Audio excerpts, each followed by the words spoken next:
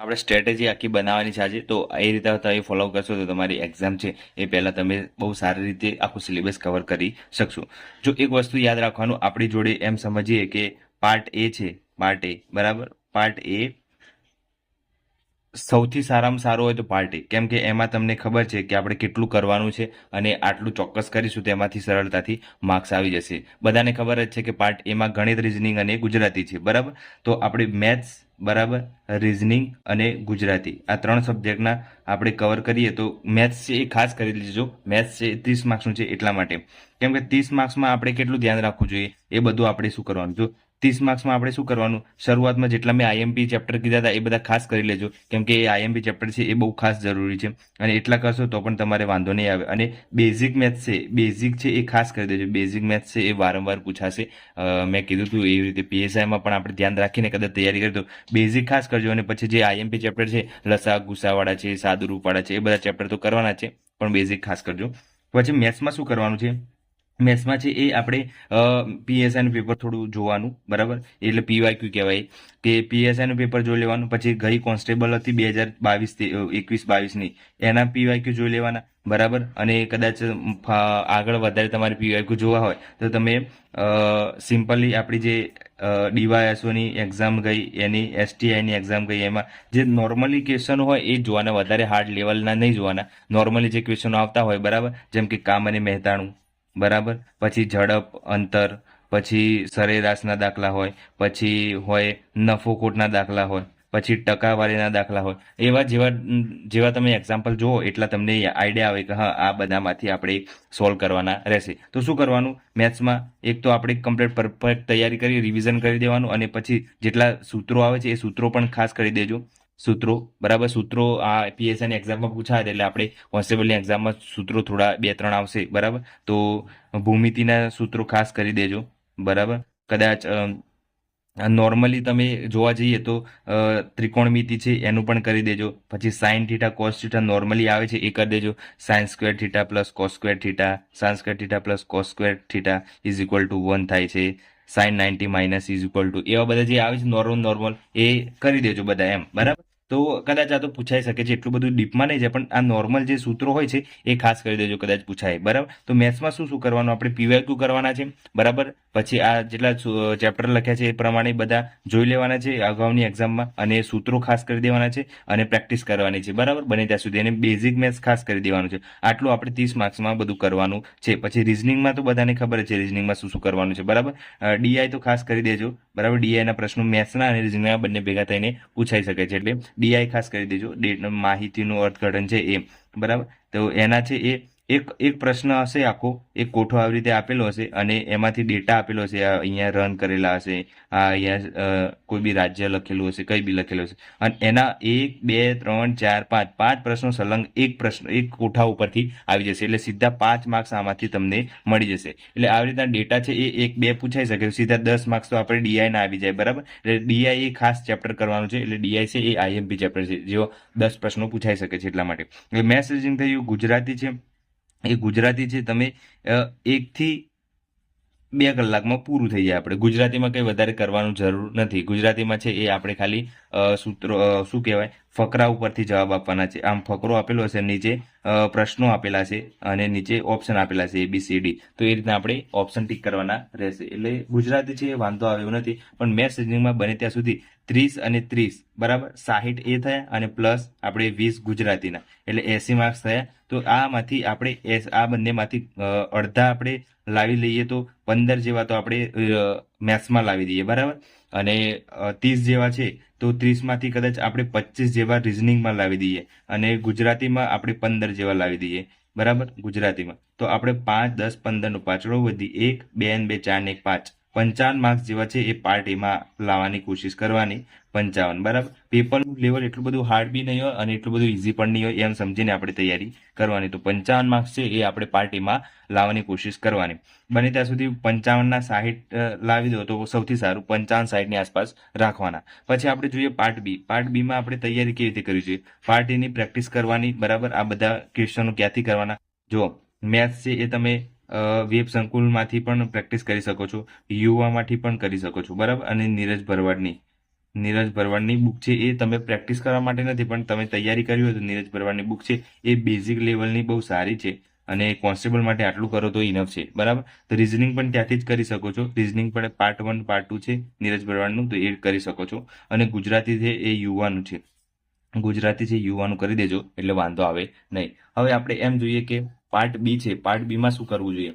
તો પાર્ટ બીમાં આપણે જોવા જઈએ તો પાર્ટ બીમાં ટોટલ કેટલા સબ્જેક્ટો છે એ બધા આજના વિડીયોમાં આપણે ડિસ્કસ કરીએ.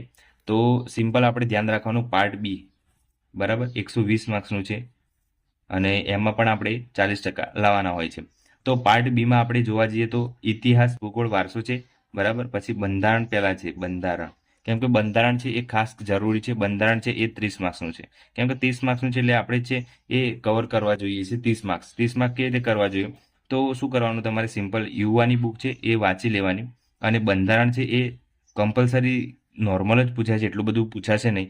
એટલે તમારે જે વન લાઇનર ટાઈપના ક્વેશ્ચન હોય એ પણ કરી લેવાના, વિધાનવાળા પણ કરવાના. જેમ કે રાષ્ટ્રપતિ, બરાબર, ઉપરાષ્ટ્રપતિ, એમની લાયકાત શું હોય છે, કેટલા વર્ષ સુધી રહી શકે છે, એ બધું આમાં તૈયાર કરી દેવાનું. પછી બંધારણ છે એ ખાસ તૈયાર કરી દેવાનું. કેવી રીતે તૈયાર કરવાનું, જેટલા ટોપિક આપ્યા છે આપણે એ ટોપિક વાઇઝ ખાસ કરી દેજો એટલે વાંધો આવે નહીં. બંધારણ છે એ તમે કદાચ નોટ્સ બનાવી હોય તો નોટ્સ, બરાબર, છેલ્લી ઘડી શું કરવાનું, તમારી નોટ્સ હોય એ જ રીડિંગ કરવાની, કાં તો તમે બુકમાં જે અંડરલાઇન કરી છે એ તમારે વાંચવાનું, આખું ફરીથી વાંચવાનું નહીં. એટલે રિવિઝન ચાલતું હશે એવું સમજીને હું તમને કહું છું કે તમે બંધારણ છે ખાસ 30 માર્ક્સનું છે, તો 30 માર્કથી તમે આરામથી 25 કે 20 લાવી દેવાના. 25 જેવા માર્ક્સ તમે બંધારણમાં લાવી દો તો પણ વાંધો આવે નહીં. પછી આપણે ઇતિહાસ, ભૂગોળ, વારસોની કરીએ. ઇતિહાસ, ભૂગોળ અને વારસો, બરાબર, એ 50 માર્ક્સનું છે. તો તમે જોઈ શકો છો ઇતિહાસ 15, આના 15, બરાબર, અને આના 15, 15 3 45 માર્ક્સ થયા. એટલે વધઘટ થઈ શકે છે સિમ્પલ. તો કદાચ ઇતિહાસ છે એ 20 માર્ક્સનું પૂછાઈ શકે, તો આપણે કમ્પ્લીટ 50 માર્ક્સના થઈ જાય રે, બરાબર. તો 50 માર્ક્સનું આ ટોટલ થઈ ગયું. તો ઇતિહાસ છે એ ખાસ કરી દેજો, પછી ભૂગોળ છે એ કરી દેજો, અને વારસો છે કરી દેજો. આ એનસીઈઆરટી છે, એનસીઈઆરટી પાર્ટ 1, બરાબર, અને પાર્ટ 3, આ 3 કરી દેશો એટલે આ 3 સબ્જેક્ટ છે એ કવર થઈ જશે 50 માર્ક્સમાં. તો એનસીઈઆરટી ખાસ કરવાની છે, યુવાની છે, બરાબર, યુવાની. અને એ આ ઇતિહાસ, ભૂગોળ, વારસો છે એ ટોપિક આપે છે એ પ્રમાણે તૈયારી કરવાની, વધારે કંઈ ડીપમાં કરવાની જરૂર નથી. તો 20 પ્રશ્નો 15 15 એ રીતના કરી અને 50 માર્ક્સના છે. તો આમાં બને ત્યાં સુધી આમાં બધામાં આપણે નોર્મલી જોવા જઈએ 50માંથી આપણે 30 માર્ક્સ જેવા આમાં આવી જાય. એટલે 25 બંધારણના, 30 આમાં. જો બંધારણના આ, અને આ ઇતિહાસ, ભૂગોળ અને વારસો 25 માર્ક્સ. પછી વિજ્ઞાન, જીકે અને કરંટ, બરાબર, આ 3 સબ્જેક્ટના છે 40 માર્ક્સ, બરાબર. તો વિજ્ઞાનના તો ટોપિક આપેલા છે આપણને, તો એ ખાસ થઈ જશે ટોપિક, કાં તો વિડીયો જોઈ લેવાના, બરાબર. વિડીયો ખાસ જોઈ લેજો એટલે તમને વાંધો આવે નહીં. કે વેબ સંકુલના, બરાબર, વેબ સંકુલના વિડીયો જોઈ લેજો એટલે તમને આઈડિયા આવી જશે કે ટોપિક કયા કરવાના. પછી જીકે છે એ વર્લ્ડ ઇન બોક્સની તો બુક છે જ આપણી જોડે, એટલે એમાંથી થઈ જશે. અને કરંટ છે એ આઈસી રાજકોટનું છે, એ કરી દેજો, વાંધો ના આવે. કાં તો મંથલી મેગેઝિન કરી દો તમે, એ પણ ચાલે, યુવાનું. આ 3માંથી કોઈ એક વસ્તુ કરી શકો છો. તો આ બધાનું 40 માર્ક્સનું છે. 40માંથી આપણે ઓલમોસ્ટ 30 માર્ક્સ એમાં પણ લાવી દઈએ તો પણ વાંધો આવે નહીં, બરાબર. તો 30 અહીંયા પણ એડ કરી દઈએ તો કેટલા થાય છે, 5 3 3 6 7 8, એટલે 85ની આસપાસ આપણે પાર્ટ બીમાં કવર થાય છે. તો પાર્ટ એમાં આપણે 55 અને અહીંયા આવ્યા 85. તો 0, બરાબર, વધી 1 પડી, 8 9 10 11 12 13 અને 14, 140. એટલે મારા ખ્યાલથી તમે વધારે જેટલા માર્ક્સ લાવશો એટલું તમારે વધારે બેનિફિટ રહેશે. જો અહીંયા તમારે એટલું જ ધ્યાન રાખવાનું કે આપણે 130 પ્લસ ચાલીશું, બરાબર, તો આપણે મેરિટમાં આવીશું. મેરિટ પ્લસ ધ્યાન રાખવાનું, ગમતી મનપસંદ જોબ બિન હથિયારી, બરાબર.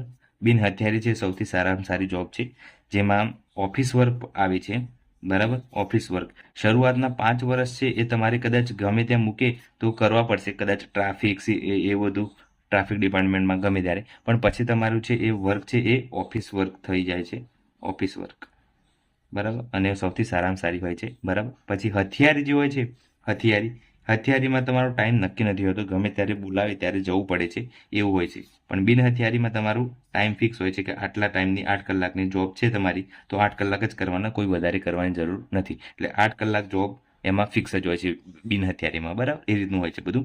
પછી આપણે એમાં ડિટેલમાં બનાવીશું વિડીયો. તમે કોમેન્ટ કરજો કે બિન હથિયારીમાં શું હોય છે, બરાબર? જેલ સિપાહીમાં શું હોય છે, એસઆરપીમાં શું હોય છે. તો એ બધું આપણે નેક્સ્ટ વિડીયોમાં તમે કોમેન્ટ કરશો તો બનાવીશું. બાકી મને નથી લાગતું ત્યાં સુધી. તો એટલું ધ્યાન રાખવાનું કે આપણે 12 કલાક જેટલું વાંચીએ તો આપણું આ બધું મેળ ખાય. એક વસ્તુ યાદ રાખવાનું કે આપણે બધા સબ્જેક્ટ છે ટોટલ, જો મેથ્સ, રિઝનિંગ, ગુજરાતી, ઇતિહાસ, ભૂગોળ, વારસો, બંધારણ, પછી વિજ્ઞાન, પછી છે જીકે અને કરંટ. ટોટલ કેટલા થાય? 1 2 3 4 5 6 7 8 9 10 સબ્જેક્ટ છે એમ સમજીને ચાલવાનું. તો આપણે મેથ્સને 2 કલાક આપીએ, રિઝનિંગને 1 કલાક આપીએ, ગુજરાતી તો પૂરું થઈ જાય, એનો કોઈ ટાઈમિંગ લખવાની જરૂર નથી. ઇતિહાસને 1 કલાક આપીએ, ભૂગોળને 1 કલાક, વારસોને 1 કલાક, બંધારણને 2 કલાક, વિજ્ઞાનને 1 કલાક, જીકેને 1 કલાક અને કરંટને 1 કલાક. તો તમે બધાને આટલું ટાઈમ આલો, 2 4 6 8 9 10 11 અને 12, ટોટલ 12 કલાક થાય તમારે. 12 કલાકનું તમારે ટાઈમ ટેબલ બનાવવું પડે. 12 કલાકમાં તમે જો વાંચી લો છો અને તમે રોજની 12 કલાકની મહેનત કરો છો, તો આપણે 2 મહિના સમજીને ચાલુ કરીએ તો 2 મહિનામાં તમે આરામથી ક્લિયર કરી શકાય એવી રીતનું પ્લાનિંગ કરવું જોઈએ તમારે. તો આ રીતના તમે ફોલો કરશો તો તમારે આરામથી 2 કલાકમાં 2 મહિનામાં તમે એક્ઝામ છે એ સારી રીતે માર્ક્સ લાવી શકો છો. કેટલા? 140 પ્લસ. તો 140 પ્લસ લાવવા માટે તમારે ટોપિક વાઇઝ વાંચવું પડે. ટોપિક વાઇઝ જેટલા પણ આપ્યા છે, મેથ્સ, રિઝનિંગ એ તો નથી આપ્યા, પણ વિજ્ઞાનના ટોપિક આપેલા છે, ઇતિહાસ, ભૂગોળ, વારસોના ટોપિક આપેલા છે, બંધારણના ટોપિક આપેલા છે. તો જેટલા ટોપિક આપ્યા છે 4-5 સબ્જેક્ટના, એક પહેલા કરી દેવાના. મેથ્સ રીઝનિંગ ખાસ કરવાનું. મેથ્સ રીઝનિંગમાં તમારે કવર કરવા માટે મેક્સિમમ કવર કરી શકાય એવા છે, એટલા માટે મેથ્સ રીઝનિંગ ખાસ કરી દેવાનું. બીજું કંઈ વધારે કંઈ ખાસ છે નહીં. કરંટ અફેર, જીકે ઉપર વધારે ધ્યાન એટલું બધું દોડવાનું નહીં. જેટલા આપણે કવર કરી શકાય એટલા માર્ક્સ કરવાના. મેથ્સના 30 છે, રિઝનિંગના 30 છે, ગુજરાતીના 20 છે, બરાબર? બંધારણના 30 છે અને ઇતિહાસ, ભૂગોળ, વારસોના 50 છે અને વિજ્ઞાનના 15 જેવા છે. એટલે આટલા જે વધારે માર્ક્સ છે એ પહેલા ટોપિક કરી દેજો તો વાંધો આવશે નહીં. પ્લાનિંગ સાથેની તમારી તૈયારી હશે તો ઓટોમેટિક તમે વધારે માર્ક્સ લાવી શકશો. તો બને ત્યાં સુધી તમારે પહેલા ટાઈમ ટેબલ બનાવવાનું છે 10 થી 12 કલાકનું, અને રોજ એટલો ટાઈમ આપણે વાંચવામાં આપવાનો છે. સવારે વહેલા ઉઠીને વાંચવાનું, કાં તો સાંજે વાંચવાનું. એ રીતના તમારું ટાઈમ ટેબલ બનાવવું જોઈએ. ઘણા રાત્રે વાંચતા હોય છે, કોઈક વહેલા ઉઠીને વાંચતા હોય છે. તમને જેમ અનુકૂળ ફાવે, તમને જેમ યાદ રહેતું હોય એ રીતે વાંચવાનું શરૂઆત કરવાની, અને પછી એ રીતના તમે 10 થી 12 કલાક વાંચી શકો છો. કંઈ બી તમારે ડાઉટ હોય તો મને કોમેન્ટ કરી શકો છો, તો હું તમને રિપ્લાય આપીશ જરૂરથી. ખોટા કોમેન્ટ કરશો તો પછી આપણે રિપ્લાય નહીં આપીએ. બાકી જરૂરથી આ મને એમ લાગે કે આ યોગ્ય લાગે છે એનો રિપ્લાય આપવા જેવું છે તો એનો જ આપીશ. કેમ કે બધા ખોટી કોમેન્ટ કરે છે, પછી હું જે વિડીયો બનાવું છું પછી એ વિડીયો પણ નહીં બનાવું. એટલા માટે હવે જો એક્ઝામ તો પૂરી થઈ ગઈ છે, હવે વિડીયો બનાવવાનું કોઈ જરૂર નથી, પણ હું ઘણા વિદ્યાર્થીઓ છે એ બધા કહેતા હોય છે કે વિડીયો બનાવવાનું ચાલુ રાખજો, અમને યુઝફુલ થાય છે, પછી એટલા માટે હું આ વિડીયો બનાવતો હોઉં છું. બાકી હું વિડીયો બનાવવાનું બંધ જ કરી દેવાનો હતો, પણ વાંધો નહીં, હવે થોડા સમય માટે છે, હવે તો વિડીયો બનાવીશ. બાકી મને યોગ્ય લાગશે તો બંધ કરી દઈશ. તમે બધાને જણાવીશ, બરાબર? અને આપણે ટેલિગ્રામ જોઈન ના કરી, જોઈન કરી લેજો. એમાં આઈસીનું કરંટ અફેર છે એપ્રિલનું જે નાખી દીધું છે, તો એકવાર ચેક કરી લેજો. તમે એટલું કરી દેજો ફટાફટ. કરંટ અફેર છેલ્લે શું કરવાનું છે? ખાસ કરીને કરંટ અફેર કરવાનું છે. કરંટ અફેર છેલ્લે કરી દેજો અને જીકે કરજો છેલ્લે. એટલે તમારે જેટલું પણ છે એ બધું કવર થઈ જશે. જીકેના ક્વેશ્ચનો કદાચ વધારે પૂછાઈ શકે છે તો કરંટ અફેર ખાસ કરજો અને જીકે કરજો છેલ્લે. બહુ ટાઈમ ઓછો છે હવે એટલા માટે. તો 15 તારીખે એક્ઝામ છે, એમ સમજીને તમારે મહેનત કરવાની છે અને ફટાફટ બધું પછી રિવિઝનમાં કરી લેજો ફટાફટ બધું, બરાબર? તો કઈ બી ડાઉટ હોય તો મને કોમેન્ટ કરી દો. આજ માટે આટલું રાખીને ચેનલ પર નવા સબસ્ક્રાઇબ કરી દેજો અને તમારા મિત્રો જેટલા પણ તૈયારી કરે છે એમને વિડીયો શેર કરી દેજો. જય હિન્દ, જય ભારત.